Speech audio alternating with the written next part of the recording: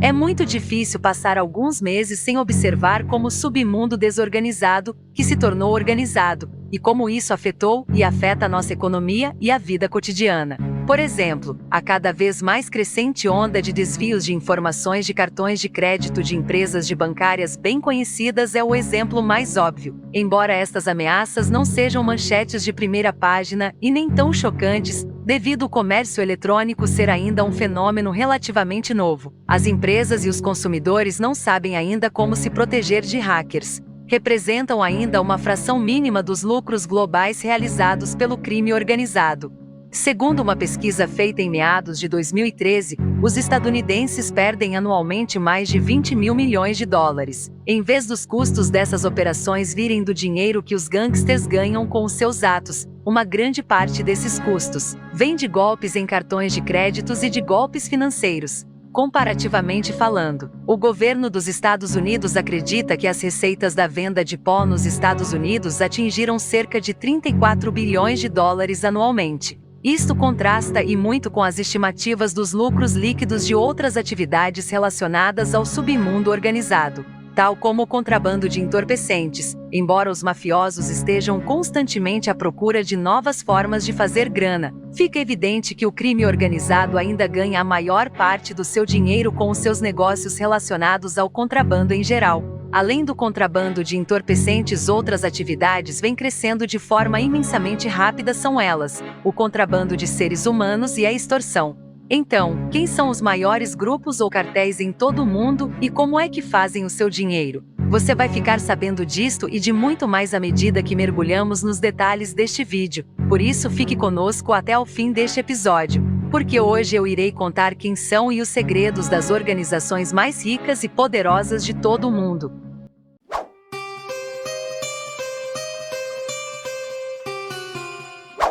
Número 10. Talibã. Provavelmente não esperariam que este grupo estivesse nesta lista, mas vivem constantemente nos holofotes de jornais e blogs. Os talibãs em 2023 aparecem consideravelmente diferentes dos talibãs do final dos anos 90. Uma dessas mudanças foi que a qualidade da transmissão televisiva aumentou drasticamente e a quantidade de grana que eles possuem parece ser maior do que nunca. Os seus carros, que são em sua maioria Humveis ou veículos semelhantes a eles parecidos com tanques de guerra, estão em perfeito estado de funcionamento. As suas roupas são até limpas e novas, o que é uma enorme transformação em relação aos estilos desgrenhados do passado. Globalmente, os talibãs de 2023 não parecem estar delirantes, esfarrapados e desgrenhados, agrupados como pareciam estar em vídeos granulados e trêmulos durante o seu controle cruel sobre o Afeganistão, e acabando com geral, desde crianças e idosos, até mulheres e outros homens. Número 9. Cartel de Sinaloa. Ele que já foi a maior organização de entorpecentes do México. A organização de Sinaloa é um dos muitos grupos que semeiam terror à população mexicana, enquanto atuam como ponte entre os fornecedores sul-americanos de substâncias ilegais e de um mercado estadunidense imparável. De acordo com pesquisas, cerca de 6,5 bilhões de dólares são gerados anualmente por parte deste grupo com entorpecentes ilegais, dos quais os estadunidenses são os principais responsáveis pelo consumo desses produtos nocivos à saúde. Segundo informações do governo do México, a organização de Sinaloa ganha anualmente cerca de 5 bilhões de dólares líquidos com um domínio de mercado estimado em 50%. Apesar de um dos líderes de Sinaloa estar detido nos Estados Unidos cumprindo prisão perpétua, Elmaio conseguiu manter o poder da organização, mesmo após as rachaduras com os filhos de Joaquim Guzmán e seu irmão Guano. Maio é muito sagaz, prefere ser neutro, não se expor e sempre se esconde nas grandes montanhas de Sinaloa. Número 8. Ndrangheta. Agora que a Ndrangheta estabeleceu sua sede na Calábria, conseguiu se tornar a segunda maior organização mafiosa na Itália em termos de receitas. Enquanto a Ndrangheta se envolve em muitos tipos de operações ilegais, diferente da Camorra, distinguiu-se por forjar relações com contrabandistas de pó sul-americanos e detém uma parte significativa do mercado transacional de entorpecentes. O foco deles é abastecer a Europa com a ajuda de suas conexões com outros grupos como, por exemplo, o PCC. Eles têm um rendimento anual líquido de 4,5 bilhões de dólares. As famílias criminosas Gambino e Bonanno, em Nova York, se beneficiaram desta expansão das suas operações no país. Numerosos membros da família Nrangheta e da família Gambino foram detidos em fevereiro por italianos, e as forças da lei americanas os acusam de crimes ligados ao comércio transatlântico de produtos ilícitos. Número 7. Camorra. Embora a máfia italiana-americana tenha sido gravemente enfraquecida nas últimas décadas pela aplicação da lei, a máfia italiana no velho país continua a funcionar forte apesar de anos de esforços de cidadãos, jornalistas e funcionários do governo para diminuírem seu poder. Os governos locais na Itália permanecem ligados e protetores de vários grupos mafiosos. O Centro Comum de Investigação referente ao crime transnacional estimou que as atividades mafiosas desta organização geram receitas de até 33 mil milhões de dólares brutos anualmente. Esse lucro bruto na maioria das vezes é dividido entre os 4 principais grupos mafiosos desta organização. Número 6. Yakuza. Yamaguchi-gumi é um dos nomes dados à maior organização conhecida no mundo, é um dos vários grupos geralmente referidos como Yakuza no Japão. O contrabando de entorpecentes por parte dessa máfia é a principal fonte de seus rendimentos, assim como da maioria das maiores organizações do submundo. De acordo com jornalistas japoneses, eles são quem realmente mandam no Japão. O jogo e a extorsão são os próximos 2 maiores geradores de receita por parte do grupo, seguidos de perto pela resolução de tretas. Estima-se que essa organização gere por ano cerca de mais de 8,6 bilhões de dólares.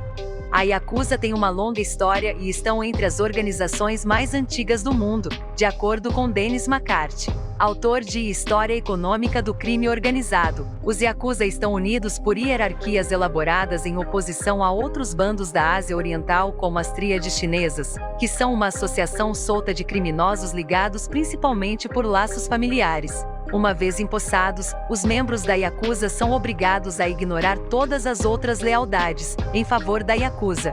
Esta organização centralizada simplificou a ligação de uma parte considerável das receitas a apenas uma das empresas do grupo japonês.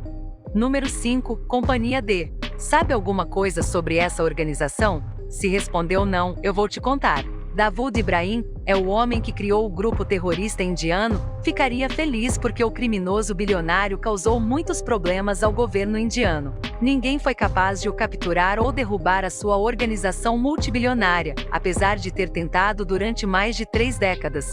Foi listado como o 3º homem mais procurado pelo FBI, e de acordo com certas fontes, já esteve ligado a uma série de ataques terroristas e apoiou ativamente o ISIS.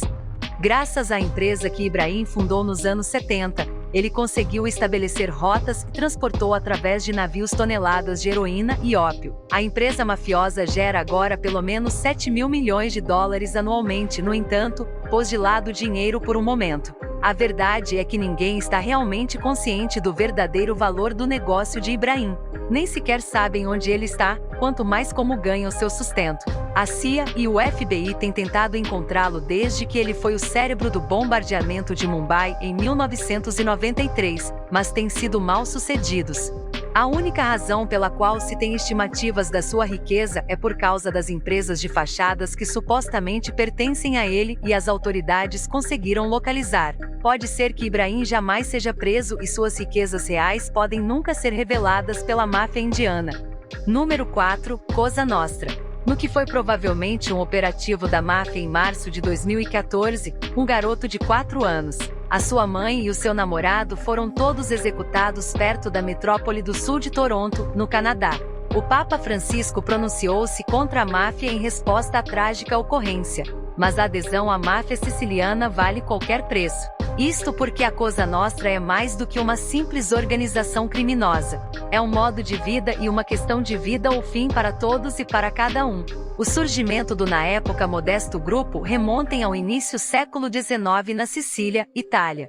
De acordo com a lenda, começou como um grupo prisional com princípios e estrutura organizacional semelhantes aos da máfia de hoje. Após anos de desenvolvimento e progresso social, começaram a colaborar com governos tirânicos para realizar trabalhos duvidosos para funcionários governamentais desonestos. Quando os regimes totalitários acabaram por ganhar o controle, foram obrigados a espalhar-se pelos Estados Unidos e pela Europa.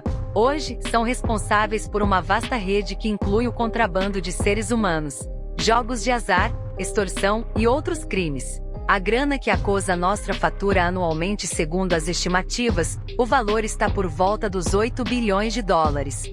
Número 3. Sontsevskaya Bratva. No outro extremo do espectro organizacional da Yakuza estão as organizações mafiosas russas. Segundo o professor de criminologia na Universidade de Oxford e autoridade sobre o crime organizado global, Federico Varese, afirma que a organização russa está bastante dispersa. A organização consiste em 10 grupos praticamente autônomos distintos que funcionam em grande parte de maneira independente umas das outras, mas afirma que o grupo reúne os seus recursos e que os fundos são geridos por 12 membros que são uma espécie de conselho, que se encontram frequentemente em diferentes regiões do mundo, disfarçando frequentemente as suas sessões como ocasiões de alegria. Pensa-se que a organização tem mais de 9 mil membros e o contrabando de entorpecentes e de seres humanos são as suas duas principais fontes de rendimento, ganhando quase 8,5 mil milhões de dólares por ano. Uma vez que a Rússia consome cerca de 12% da heroína mundial, tendo apenas 0,5% da população mundial. Acredita-se que o crime organizado russo é geralmente, extensivamente envolvido no comércio de heroína que começa no Afeganistão. Número 2. Cartel do Golfo. Uma das mais antigas e mortais organizações do mundo, foi estabelecida por Juan Nepomuceno Guerra na década de 1930. Eles operam redes de distribuição internacional de entorpecentes em várias regiões da Europa e América do Norte a partir da sua base doméstica no México. No entanto, é a sua crueldade que lhes tem permitido resistir por tanto tempo. Há várias razões pelas quais ser raptado pelos cartéis é pior do que receber a pena de execução. A prova disto foi o rapto maciço de familiares em Matamoros em 2011. 5 membros de uma família continuam desaparecidos até os dias de hoje, apesar dos esforços de quase todas as agências de aplicação da lei no mundo terem ajudado nas investigações. O Golfo também tem uma propensão para todos os tipos de atividades do submundo. Isto pode ser devido à sua longa existência ou ao fato de as agências de aplicação da lei terem feito numerosas tentativas infrutíferas para os abater. Eles acumularam uma fortuna fenomenal ao longo dos anos. A maioria das fontes estima que seu faturamento anual seja de 10 bilhões de dólares. Foram eles que sofreram o maior golpe por parte das organizações antinarcóticos. No entanto, perseveraram, o que é uma prova tanto da sua durabilidade como da sua capacidade de continuar a ganhar dinheiro como uma mega empresa do submundo. E finalmente, número 1, as tríades chinesas. As tríades chinesas são o topo da pirâmide. O empreendimento criminoso é inquestionavelmente o mais antigo de todos. Qualquer dos outros grupos criminosos desta lista como um todo, já existe há mais tempo do que a maioria das pessoas se pode lembrar, mas não como as tríades. Eles existem há muitos séculos e estão envolvidos numa variedade de delitos, incluindo execuções, contrabando de entorpecentes e extorsão. Fazem isso há mais de um século, e agora o contrabando de pessoas se tornou sua especialização. A tríade, como a máfia russa e a Camorra, tem uma estrutura descentralizada que é extremamente secreta, tão secreta que a maioria das operações continuam a ser um mistério.